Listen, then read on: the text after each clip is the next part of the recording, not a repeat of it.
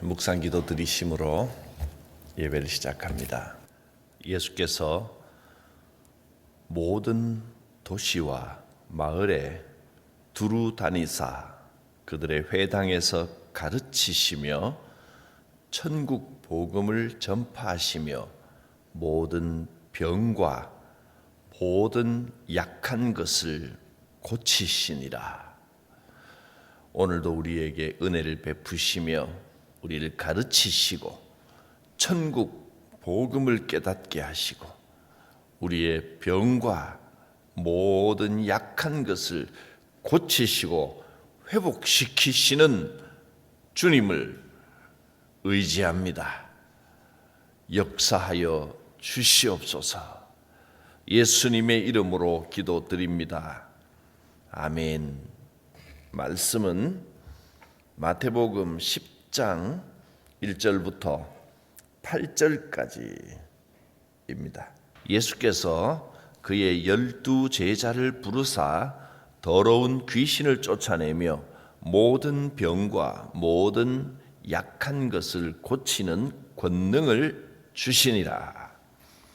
12 사도의 이름은 이러하니 베드로라 하는 시몬을 비롯하여 그의 형제 안드레와 세베대의 아들 야고보와 그의 형제 요한, 빌립과 바돌롬의 도마와 세리마테, 알페오의 아들 야고보와 다데오, 가나안인 시몬과 가룟유다 곧 예수를 판 자라. 예수께서 이 12를 보내시며 명하여 이르시되 이방인의 길로도 가지 말고 사마리아의 고을에도 들어가지 말고 오히려 이스라엘 집에 잃어버린 양에게로 가라. 가면서 전파하여 말하되 천국이 가까이 왔다 하고 병든 자를 고치며 죽은 자를 살리며 나병 환자를 깨끗하게 하며 귀신을 쫓아내되 너희가 거저 받았으니 거저 주라. 아멘. 10장에서 예수님께서는 12명의 사도를 따로 세우시고 권능을 주시고 파송을 하십니다. 예수님을 따르는 많은 사람들이 있었지만 때로는 그들을 다 제자라고 부르기도 했지만 예수님께서는 그 중에서 특별히 12명을 따로 선별해서 그들에게 특별한 권능을 주셨습니다. 그리고 이 권능을 받은 사람을 사도라고 불렀습니다. 어제 우리가 10장 1절까지를 보면서 내 자신이 13번째 제자, 오늘날 사도라는 말을 함부로 누구에게도 붙이면 안 되지만 그래도 주님께서 내게도 특별한 권능을 주시고 파송을 하신다 믿고 내가 13번째 사도, 13번째 제자입니다. 그런 마음으로 살아가야 한다 하고 말씀을 들었습니다. 사도들의 임무는 9장 35절에 있는 대로 모든 도시, 모든 마을에 어디든지 다니면서 예수님이 하셨던 이 세 가지 일, 첫째로 가르치시고 두 번째로 천국 복음을 전파하시고, 복음은 천국 복음입니다. 여러분 어제 들었던 말씀 기억나십니까? 천국이 뭐라고요? 천국은 죽어서 가는 곳만을 말하는 게 아닙니다. 우리가 이 땅의 삶을 끝내고 영원한 천국에 들어갈 것은 분명하지만 천국이란 말이 죽음 후를 가르치는 것은 아닙니다. 죽음 후를 가리키는 것이 아니라 천국은 사나 죽거나 하나님과의 관계가 회복된 곳이 바로 천국입니다. 지금도 우리는 천국에 살고 있는 겁니다. 하나님께서 나와 함께 하시는 것이 천국입니다. 이 복음을 가르쳐야 됩니다. 하나님께서 함께 하시고 지켜주십니다. 가르치시고 천국 복음을 전파하시고 또 모든 병과 모든 약한 것을 고쳐주셨습니다. 예수님이 하신 일입니다. 우리도 그 사명을 받았습니다.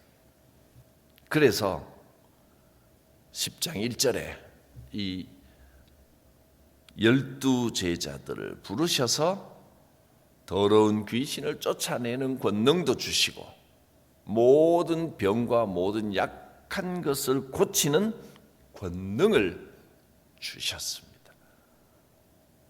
여러분에게는 이 권능이 주어져 있다는 겁니다. 이 믿음을 가지고 살아가시기 바랍니다. 주님이 함께 하십니다. 놀라운 권능을 주셨습니다. 당당하게 담대하게 살아야 됩니다. 예수 이름을 부르며 명하면 귀신이 쫓겨갑니다. 주여 내가 13번째 사도입니다. 이 믿음을 가지고 어디든지 담대하게 나아가라. 그러면서 5절 6절에 보면 전도의 범위를 전해주셨습니다. 어디로 가라고 했습니까? 이방인의 길로 가지 말고 사마리아 땅에도 가지 말고 이스라엘 집에 잃어버린 양에게로 가라. 이게 무슨 말씀입니까? 이스라엘 집에 잃어버린 양에게로 가라. 딴 데로 가지 마라. 유대인들에게 먼저 가라는 뜻입니다. 그런데 마태복음 마지막 28장에 보면 모든 족속으로 제자를 삼으라고 했는데 누구한테든지 가야지. 또 사도행전 1장에서도 온 유대와 사마리아와 땅끝까지 이르러 내 증인이 되라. 어디든지 땅끝까지 가라고 하셨는데 왜 여기서는 이스라엘 집에 잃어버린 양에게로 가라. 딴 데로 가지 마라 하셨을까요? 참 여러 가지로 이 말씀은 고민이 됩니다. 왜 예수님이 굳이 이렇게 가라고 하셨을까? 저는 이 말씀을 2번, 3번 묵상하면서 이런 결론이 내려집니다. 전도는 마구잡이로 하는 게 아니로구나. 전도는 전략을 세우고 효과적으로 전도를 해야 되는구나. 그것이 주님의 명령이로구나 생각합니다. 전도를 하는데 오늘날에도 효과적인 전도 방법을 생각하고 어떻게 전도하고 어떻게 누구에게 먼저 다가가야 할까를 생각을 해야지 마구잡이로 그냥 무조건 전도하라고 하니까 전도한다고 하면서 굉장히 무례한 경우를 볼 수 있습니다. 아무나 붙들고 그냥 마구잡이로 생각도 방법도 없고 그냥 돌진하는 게 그게 최고다라고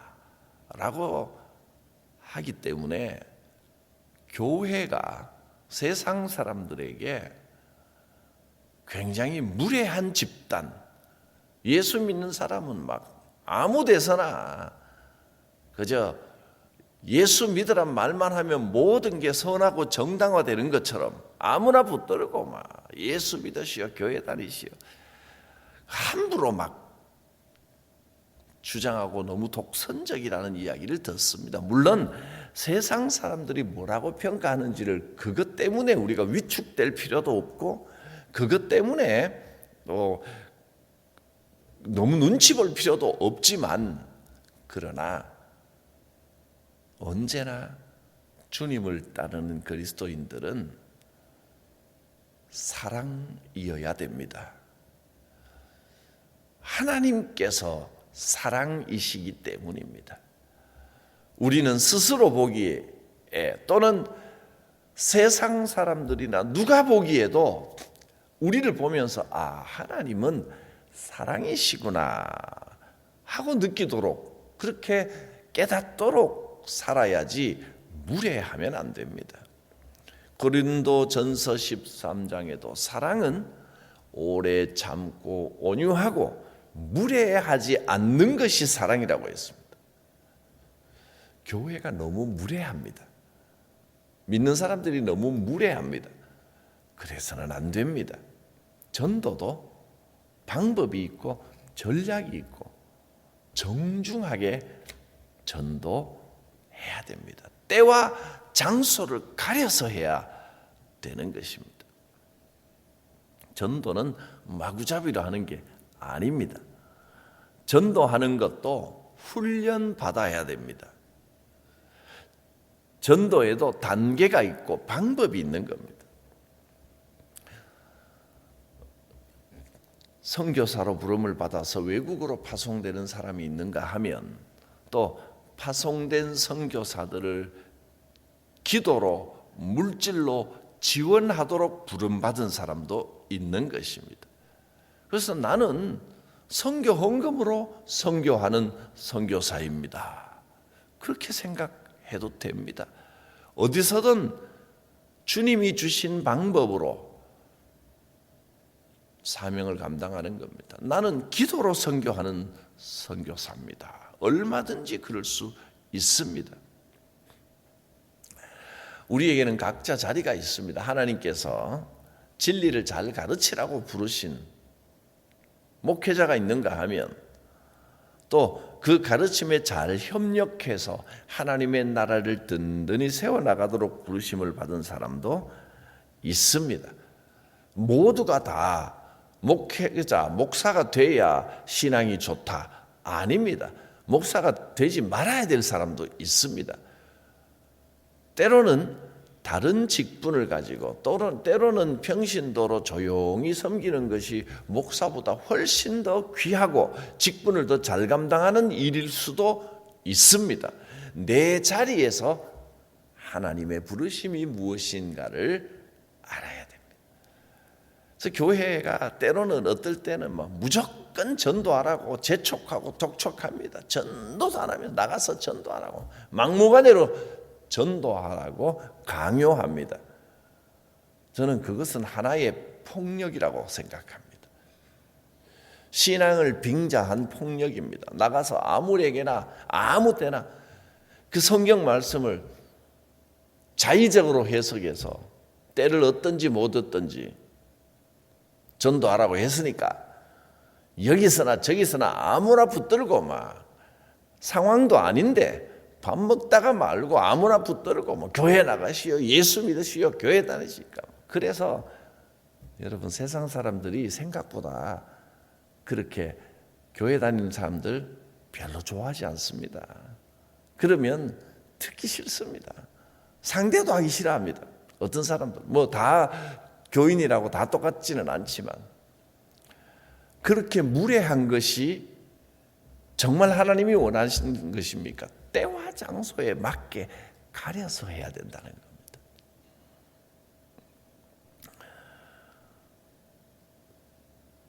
예수님께서는 아무데나, 예수님은 모든 도시와 마을을 다 다니셨는데 특별히 부르신 제자들, 이 사도들에게는 방법을 일러주셨습니다. 아무데나 가지 마라. 이방인에게도 가지 말고 사마리아 땅으로 가지 말고 이스라엘에 잃어버린 양들에게 먼저 가라. 전도도 훈련 받아야 됩니다. 모든 사람이 예수님처럼 세계 모든 족속을 품는 마음을 가져야 되지만 그렇다고 모두가 똑같이 해야 되는 것은 아닙니다. 각자가 부르심을 받은 자리가 있습니다. 그래서 나의 부르심대로 믿음 생활하고 나의 부르심대로 해야 신앙생활이 행복하지.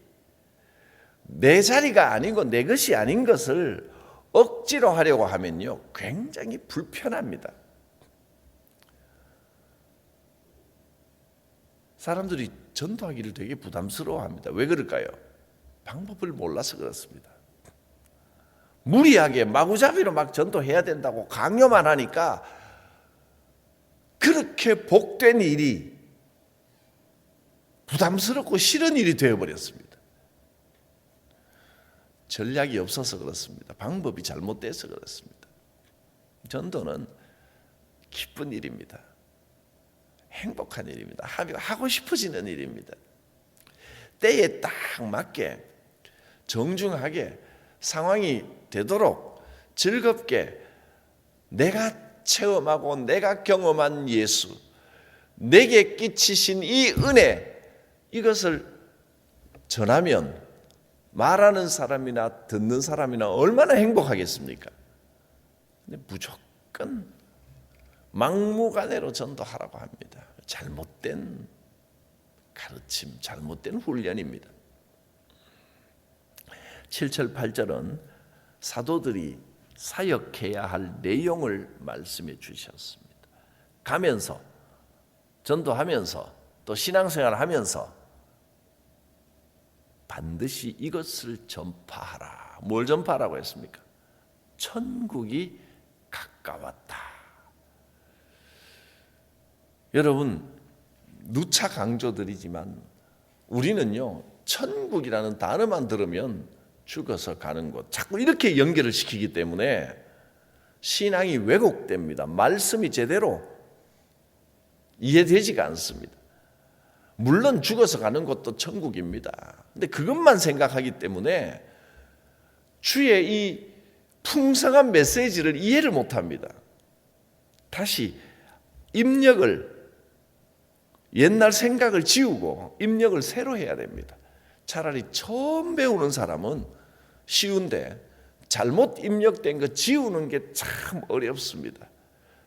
천국은 죽어서 가는 곳이란 생각, 그거 잘못 배운 겁니다. 성경을 완전히 잘못 배운 겁니다. 천국이 뭐라고요? 하나님과의 관계가 회복되는 것이 천국입니다. 뭐라고 전파하라고 했습니까? 천국이 가까웠다. 하나님과의 관계가 새로워졌다는 겁니다. 하나님께서 함께 하십니다. 하나님께서 도와주십니다. 그게 천국입니다. 회개하면 천국이 옵니다. 하나님과의 관계가 새로워집니다. 하나님의 자녀가 됩니다. 그러면 하나님께서 권능을 주시는 겁니다. 병든 자를 고치고 죽은 자를 살리기도 합니다. 예수님께서 보여주셨습니다. 한 관리의 딸을 살리셨습니다. 나병 환자를 깨끗하게 하고 귀신을 쫓아내는 건 너희가 보지 않았느냐? 8장 9장에서 예수님께서 직접 보여주셨던 일입니다. 10가지 기적. 이걸 보여주시면서 천국의 삶을 알려주시는 겁니다. 하나님과의 관계가 회복되면 주께서 이런 권능을 주신다는 것을 8장 9장에서 말씀하시고 너희도 이렇게 하라.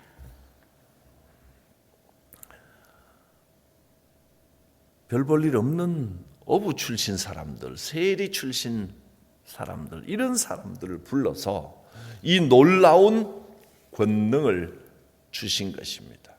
여러분, 오늘 우리에게도 얼마든지 이런 권능을 주십니다. 8절 다시 한번 읽어보겠습니다.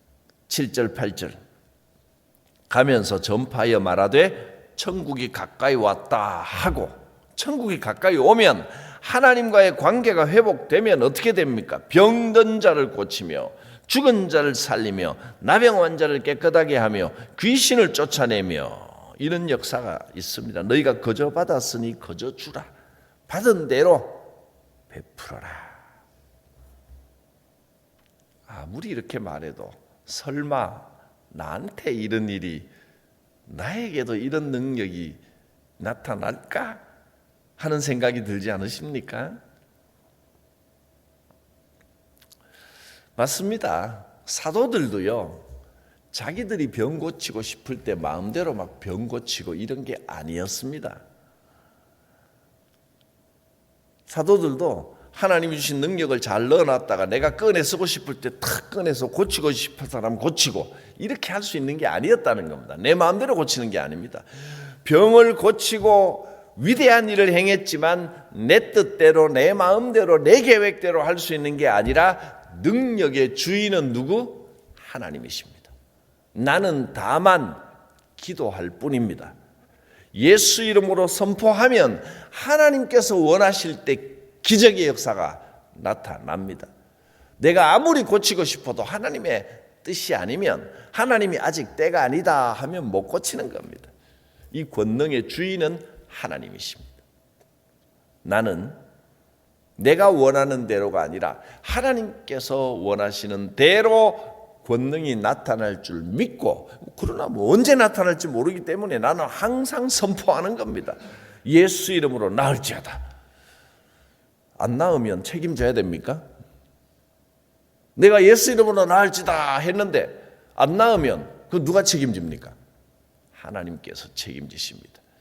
걱정하지 말고 주의 이름을 담대하게 과감하게 선포하라고 했습니다. 하나님의 나라가 임하는 곳에, 천국이 회복된 곳에 기적과 권능의 역사가 나타납니다. 어떤 모양으로든 하나님의 뜻은 이루어집니다. 어떤 병자를 향하여 내가 예수 이름으로 나을지어다 했는데 그날도 낫지 않고 다음 날 또 가서 예수 이름으로 나을지어다, 일주일 내내, 열흘 내내, 한 달 내내 외쳤는데 병이 안 고쳐지면 어떻게 될까요? 그 환자가 실망하고 에이 엉터리네 하고 떠나겠습니까? 그렇지 않습니다. 그렇게 기도하는 동안 육신의 질병은 낫지 않아도 그 기도가 선포되고 그 기도를 받는 동안 믿음이 생기고 그 영이 구원받는 역사가 더 귀하고 더 은혜로운 역사가 나타날 수도 있는 겁니다. 하나님께서는 살아계시고 하나님 뜻에 따라 우리의 삶에 이런 놀라운 역사를 반드시 어떤 형태로든 나타나게 하십니다. 살아계신 하나님을 믿습니다. 기도합니다. 우리에게 능력 주시고 예수 이름의 권능을 허락하신 하나님, 우리가 담대하게 주의 이름을 의지하고 선포하면 주의 역사가 임할 줄 믿습니다. 예수님의 이름으로 기도드립니다. 아멘. 주 없이 살 수 없네 죄인의 구주여, 그 귀한 보배 피로 날 구속하소서. 구주의 사랑으로 흘리신 보혈이 내 소망 나의 위로 내 영광 됩니다. 주 없이 살 수 없네 나 혼자 못 서리. 힘없고 부족하며 지혜도 없도다. 내 주는 나의 생명 또 나의 힘이라. 주님을 의지하여 지혜를 얻으리. 주 없이 살 수 없네 내 주는 아신다. 내 영의 깊은 간구 마음의 소원을 주밖에 나의 마음 위 알아주리요. 내 마음 위로하사 평온케 하시네. 주 없이 살 수 없네. 세월이 흐르고 이 깊은 고독 속에 내 생명 끝나도 사나운 풍랑일 때 날 지켜주시니 내 곁에 계신 주님 늘 힘이 됩니다.